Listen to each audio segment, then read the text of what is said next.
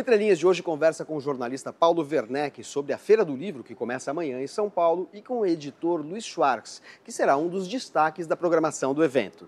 E a gente começa com o Werneck para falar sobre as novidades da edição deste ano, que terá um espaço especial para público infanto-juvenil.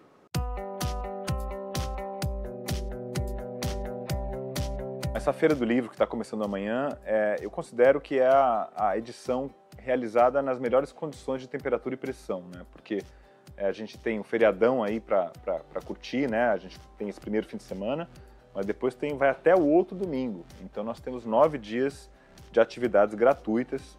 Então a gente aproveitou essa disponibilidade do público, né? De 9 dias para trazer 250 debates gratuitos. Então é uma quantidade recorde, né? Pela primeira vez nós vamos ter tantos debates assim. E a grande novidade é o espaço infantil, né? Na verdade, a Feira do Livro ela tinha uma programação infantil que era realizada por parceiros. E agora a gente tem pela primeira vez um palco infantil, que é o Espaço Rebentos, onde os maiores autores da literatura infanto-juvenil vão se apresentar, assinar livros, enfim, interagir com os leitores, né? Então vão estar, por exemplo, Pedro Bandeira, Ruth Rocha, grandes autores da literatura brasileira, e aqueles também que são os nomes para serem descobertos, né? A gente gosta muito de misturar os consagrados aos iniciantes. A Feira do Livro ela tem 3 espaços da programação oficial, né? Tem o que é o Palco Petrobras, que fica ali no meio da praça, no asfalto mesmo. A gente cria uma tenda com uma plateia e tal. Então é muito legal porque fica no meio da rua, não tem catraca. Então as pessoas estão ali, às vezes, correndo, de bicicleta, passeando com o cachorro e param para assistir, sei lá, o Drauzio Varela falando, assim, é uma surpresa legal, assim, né? Então o Palco Petrobras fica no meio da praça. Aí tem o Auditório Armando Nogueira, né, que tem esse nome de escritor, o grande cronista esportivo, é o auditório do Museu do Futebol, que é o nosso parceiro. Ali também acontece outra programação. Então, paralelamente, você tem esses 2 palcos com a programação oficial para adultos. E ainda tem esse palco chamado Espaço Rebentos, que é voltado para as crianças. Então, na programação oficial são 3 palcos. E na programação paralela, né, a gente criou os tablados literários, né? Então vai ter o Espaço Motiva, que vai sediar ali vários debates de literatura, não ficção, meio ambiente, cidades sustentáveis, em vários temas relevantes. Você tem o tablado literário Mário de Andrade, que é chancelado pela Biblioteca Mário de Andrade, que é da Prefeitura de São Paulo, nossa grande parceira, e também o tablado das bancadas, que fica num espaço ali da feira que é mais de editoras experimentais, o pessoal que faz livro com a mão, livros diferentes assim do que a gente vê mais normalmente numa livraria. O coração da Feira do Livro, né, são as editoras independentes, né, quer dizer, aquelas que não pertencem a grandes grupos editoriais, grandes grupos econômicos. Claro que elas estão lá também, estão presentes com muito orgulho, os maiores grupos do Brasil, mas a gente tem uma quantidade muito forte de editoras independentes que está organizando as suas programações paralelas ali nesses tablados literários que a gente criou. Então elas que estão levando os autores e tal, montando. Então a gente tem essa dupla curadoria, né? Uma curadoria da Feira do Livro, que é oficial, e a curadoria paralela, que é feita pelos nossos expositores, né?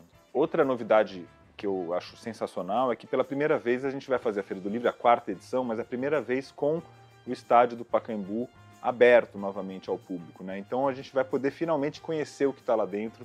É uma grande curiosidade dos paulistanos, né? O que está rolando lá dentro do Pacaembu. Então os portões vão estar abertos, a gente vai poder conhecer ali a pista de atletismo, todas as instalações que foram recém-reformadas. Está muito bonito, é um projeto que é de encher os olhos mesmo. Nessa programação oficial, né, que é feita pela própria feira, a gente tem quase 100 debates ali, são muitos, né, acontecendo nos 2 palcos, com uma força muito grande de autores de poesia, né, uma felicidade esse ano que a gente teve grandes poetas reunidos na programação. O Paulo Henriques Brito, né, acabou de ser eleito para a Academia Brasileira de Letras, é um dos poetas mais respeitados e premiados do país.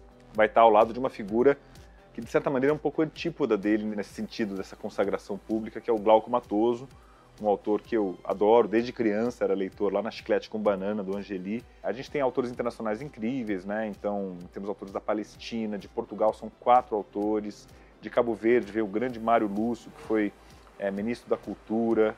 Temos o Jorge Carrion, que é um autor espanhol importantíssimo, que escreveu a História das Livrarias, né? Esse é um livro importante que conta essa paixão pelos livros. O Afonso Cruz, de Portugal, também tem esse livro chamado O Vício dos Livros, né, que é para como nós maníacos por material impresso. Vamos ter Ruth Gilmore, que é a maior geógrafa dos Estados Unidos, né, uma especialista no encarceramento em massa. É um festival literário, afinal de contas, então a gente está ali falando de literatura. Mas a literatura, ela conversa com vários outros gêneros e com a não ficção, com o debate contemporâneo, quer dizer, você gosta de ler um romance, um livro de poesia, mas você também está interessado na questão do meio ambiente, o saber acadêmico, a filosofia. Vamos ter a Marilena Chauí, por exemplo, como autora convidada. A gente tem muitas mesas também sobre história do Brasil, jornalismo, para falar dos 40 anos da democracia, né? Não vamos esquecer que a gente está celebrando em 2025 os 40 anos do fim da ditadura militar. E essa programação de debates, vamos dizer, debates da sociedade, ela repercute também na programação infanto-juvenil. Porque você tem os mesmos temas, as mesmas preocupações, vamos supor, alimentação. A gente tem uma mesa com a Neide Rigo, que é a grande nutricionista, né, que faz hortas urbanas, então é um trabalho que envolve não só alimentação, mas também urbanismo, também a relação do meio ambiente na cidade. E nós temos no Espaço Rebentos, né, que tem a curadoria da Juliana Vettori e da Jaqueline Silva, a gente tem ali uma mesa de alimentação também com a Bela Gil.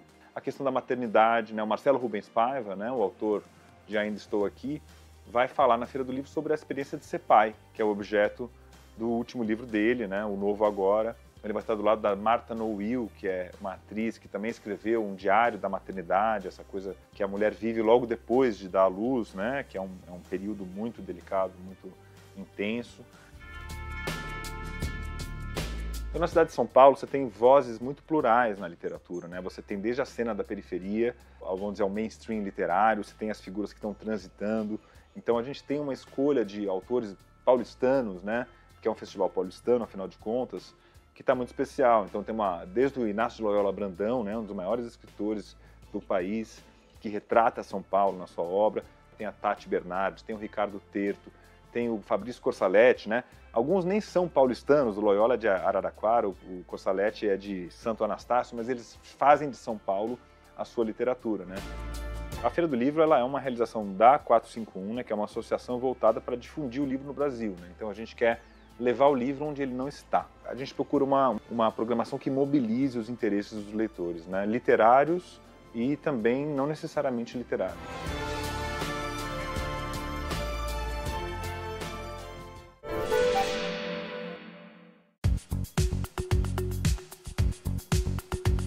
Minha recomendação vai para Devoradores de Estrelas, do Andy Weir. É um livro de ficção científica muito bom por trazer elementos muito técnicos, muito da ciência, para uma fantasia, para uma ficção muito bem escrita.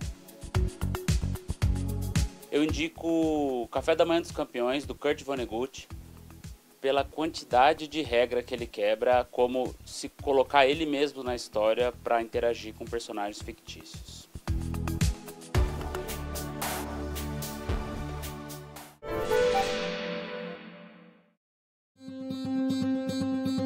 Pós-Poemas, novo livro de Augusto de Campos, reúne trabalhos dos últimos 20 anos em que um dos criadores da poesia concreta desdobra seu ímpeto renovador e crítico em experimentações com novas mídias.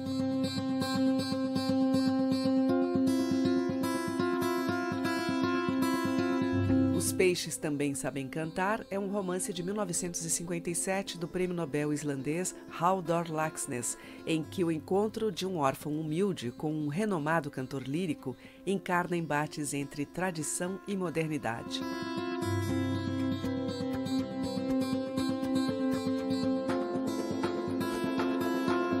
Em Uma História da Velhice no Brasil, a historiadora Mari Del Priore investiga as implicações sociopolíticas e o imaginário sobre o envelhecimento desde o período colonial até a atualidade.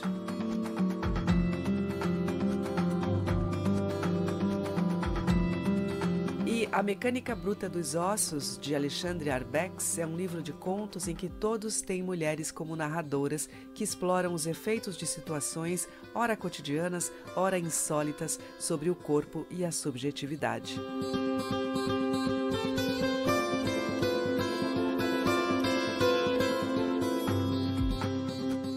Depois do intervalo, um bate-papo com o editor Luiz Schwartz, que acaba de lançar o livro de memórias O Primeiro Leitor. O Entre Linhas volta já.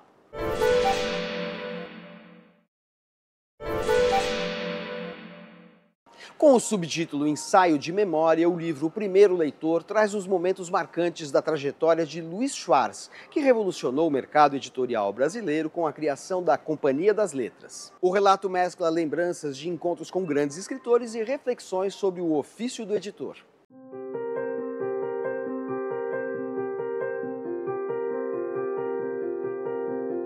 Luiz, em O Primeiro Leitor, Ensaio de Memória, você alterna capítulos que tratam do ofício do editor, e a gênese do editor, né, a sua gênese como editor, com capítulos que trazem perfis de escritores que estão nas suas memórias afetivas, que, afinal das contas, se confundem com as memórias editoriais também, né? Como é que você pensou essa estrutura? O que você buscou através dela? Bem, Manuel, eu quis fazer um livro, na verdade, eu poderia fazer 2 livros, mas eu não quis fazer um livro de memórias convencional e também não quis fazer um livro de ensaios convencional.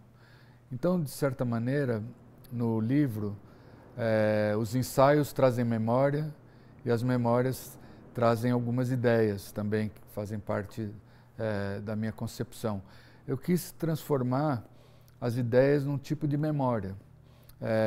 E engrandecer, de certa maneira, engrandecer não seria bem o termo, mas ampliar o espectro do livro, de um livro puro e simples de memórias, com algumas das ideias que eu recolhi, que fazem parte da minha vida durante todos esses anos de edição. Essas ideias coincidem muito com o seu projeto da Companhia das Letras. A gente percebe claramente que quando você começa como editor na Brasiliense, você tem uma experiência que é decisiva para você, mas você acho que rapidamente percebe que era preciso colher na experiência das várias editoras brasileiras algo que fosse mais sistemático, um profissionalismo maior, né? Eu acho que isso está presente aqui. Tanto que criou-se uma expectativa em relação à Companhia das Letras, antes mesmo da editora lançar seus primeiros livros, né? Isso você conta aqui em mais de uma vez. Eu costumo dizer, porque as pessoas de alguma forma, talvez exageram nos elogios à Companhia das Letras. Eu, com toda franqueza, eu não acho que foi uma editora tão inovadora quanto se fala. Eu acho que foi uma editora que levou muito a sério a ideia do profissionalismo em todos os detalhes. E aí, de alguma forma, nós pensamos em captar tudo que havia no mercado de mais profissional. Então, nós utilizamos o que a Nova Fronteira estava fazendo com os clássicos, o que o Zahar fazia com os livros de não ficção, o que a Record fazia em termos de marketing. Juntamos tudo num bolo só e criamos a Companhia das Letras. Eu acho que a mensagem que foi passada nas primeiras matérias, quando a editora foi anunciada, bateu com as vontades do leitor brasileiro. De certa maneira, o leitor já estava se acostumando com o que as editoras estavam oferecendo e havia um mercado que efetivamente queria uma editora de qualidade radical. Então a resposta inicial foi muito maior do que nós imaginamos. O seu livro começa com um editor, na parte dos perfis, que é o Caio Greco Prado, da Brasiliense, e termina com o Jorge Zahar. Que papel esses 2 editores tiveram, a ponto de eles estarem aqui num livro cujos perfis são, sobretudo, de escritores? As figuras do Caio Graco e a figura do Jorge Zahar não poderiam deixar de estar. Foram meus grandes mentores, foram com quem eu aprendi a profissão. Então, eu acho que são escolhas meio incontestes. Agora, sendo um livro que tem um caráter memorialístico, também há muito do pessoal, da afetividade, das rupturas, das mágoas. Isso a gente percebe em vários momentos, né? Um livro da natureza desse livro não poderia ser só de momentos felizes, né? Então, eu acho que eu relato acontecimentos com o Caio e com o Rubem Fonseca, que fazem parte constituidoras da minha vida, né? Eu não poderia ter me transformado no editor que eu me transformei, sem ter passado por algumas dificuldades. Mas o que o livro tenta mostrar é que esse luto, de certa forma, foi superado. Tanto praticamente com o Caio, com quem eu voltei a falar depois de um período de silêncio, e com o Rubem, que eu não voltei a falar, mas de certa maneira eu imagino que poderia se entender como muito homenageado no livro. Porque você faz o luto da amizade perdida e depois acaba tendo o luto também pela perda desse intelectual na nossa cena literária, e não apenas na nossa, já que muitos autores são estrangeiros. Um exemplo, por exemplo, é a Susan Sontag, né? Que levanta uma questão que é o limite entre a amizade e o relacionamento profissional. Porque vocês ficam muito amigos, há uma parceria muito grande, mas sempre tem alguma coisa que às vezes a demanda do escritor para o amigo acaba sendo uma demanda para o editor, os papéis acabam se confundindo. De certa forma, o nosso trabalho implica numa relação pessoal muito próxima. Como transformar uma relação pessoal muito próxima, como não transformar numa amizade? De certa maneira, eu acho que o nosso trabalho seria muito prejudicado se os laços afetivos ficassem fora da relação entre editor e escritor. A relação com a Susan foi uma coisa maravilhosa para mim e existiu tanta sinergia entre os nossos gostos culturais, literários, musicais, que foi uma relação que cresceu muito rápido durante uma vinda dela. As vindas de escritores para o Brasil fazem parte do livro, porque são momentos intensos de relação entre o editor e o escritor. No entanto, ela se animou muito, criou um projeto na cabeça dela, ao ver os desenhos de figurinos e cenografia que o Burle Marx tinha feito para uma ópera do Wagner, Parsifal, e ela se apaixonou tanto por São Paulo, que ela, num determinado momento da viagem, falou para mim: Luiz, eu vou querer morar de 6 meses a 1 ano em São Paulo, como eu morei em Berlim, como eu morei em Tóquio, como eu morei em Sarajevo, e o motivo, mas eu preciso de um motivo, e o motivo vai ser que eu vou montar uma peça, a Parsifal, com os cenários e os figurinos do Burle Marx no Teatro Municipal de São Paulo. E te incumbiu de... me incumbiu de resolver isso. Não era um assunto fácil de resolver, mas eu também fiquei temeroso como é que eu conseguiria trabalhar com outros autores, tendo uma autora tão possessiva morando aqui em São Paulo. Há várias etapas do processo de edição do livro que estão contemplados aqui. Você fala de identificar um original, identificar um livro pelo primeiro parágrafo, tem um capítulo inteiro sobre essa ideia de captar o espírito de um livro pelo primeiro parágrafo, e aí você faz um passeio pela história da literatura, pelas aberturas mais famosas ou mais célebres da história do gênero romance. Você fala da questão, inclusive pela qual você é muito conhecido, da intervenção do editor no texto. E você fala aqui de momentos em que você ficou assim ansioso, angustiado com a perspectiva de chegar para um Rubem Fonseca e falar: olha, esse livro precisaria de tal ou tal modificação, ou mesmo, um caso mais radical, às vezes rejeitar um original, né? Você já chegou a esse limite que você conta aqui, né? Episódios em que você teve que falar: olha, esse livro não dá para ser publicado. Você dá o exemplo, por exemplo, do Paulo Francis, né? De quem você era muito amigo. Isso não abalou a amizade, né? Mas você não quis publicar um romance dele, né? Ele foi incrível nessa ocasião, porque ele tinha uma grande expectativa pelo livro. Foi feito com o timing de jornalista, não de escritor, num prazo muito curto. E, infelizmente, não ficou no nível dos trabalhos dele, mesmo dos livros anteriores dele. Então, foi difícil, mas é um desses momentos em que você sente realmente que exerceu o seu trabalho em plenitude. Não é fácil, e muitas vezes o editor é obrigado a não cumprir radicalmente a sua ideia, no sentido de ir a fundo e falar: esse livro não deve ser publicado, e isso não é bom para você, escritor, de certa maneira, e o editor acaba fazendo um compromisso, mexe no que for possível mexer, dá a chance ao escritor de montar o seu livro de outra maneira, mas acaba aceitando livros que não são perfeitos. E muitas vezes criando situações em que a questão da proximidade entre o profissional e o amigo acabam, né, se contaminando, porque às vezes uma divergência profissional pode afetar, contaminar um pouco a relação pessoal, né? Isso sim, é um fio muito delicado que o editor precisa saber operar.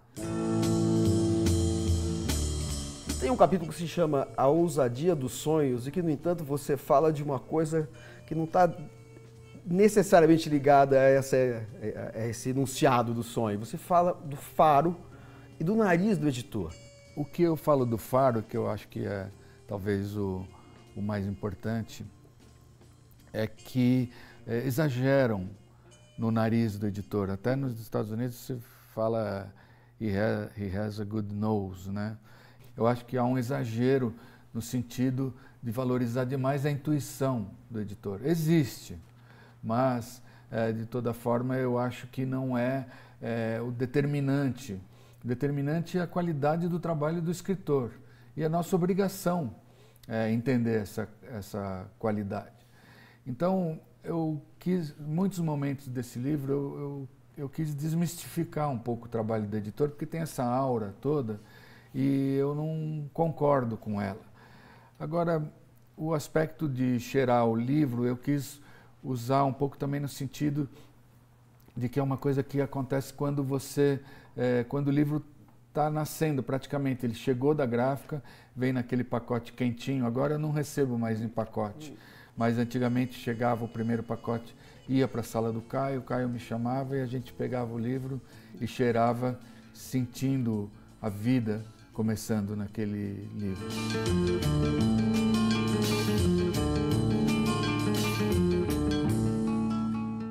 E como Luiz Schwartz começou sua vida profissional trabalhando com Caio Graco Prado, que morreu em 1992 aos 60 anos, a gente termina o Entre Linhas de hoje com uma participação divertida do editor da célebre Brasiliense do programa Papal Informal da TV Cultura.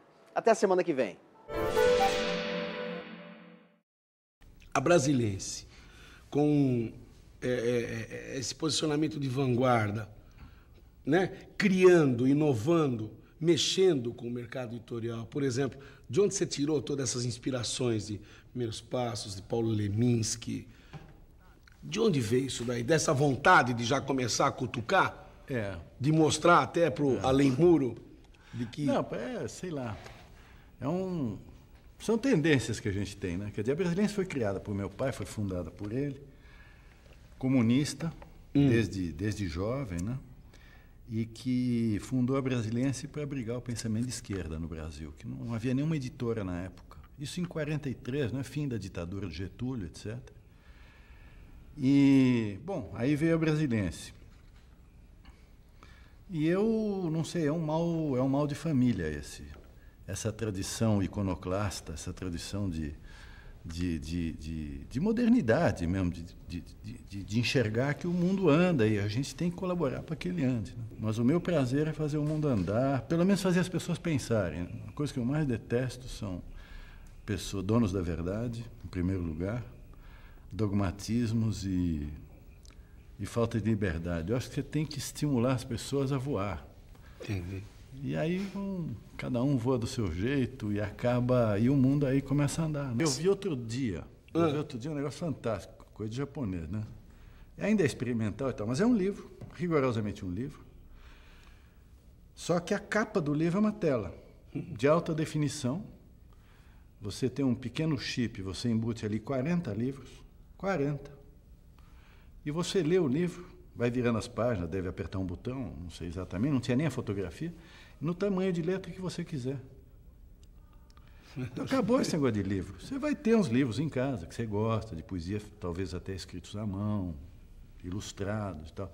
Mas são objetos de amor, é uma outra coisa. Nesse aparelhinho japonês, que é o livro, a poesia é o espaço dela. Porque você pode ler a poesia ou pode ouvir o próprio poeta recitando. Meu Deus! Claro, é multimídia. Por que não ter um gravadorzinho lá? Não custa nada. Você entende? É a possibilidade infinita de uma criatividade Que barato. fantástica.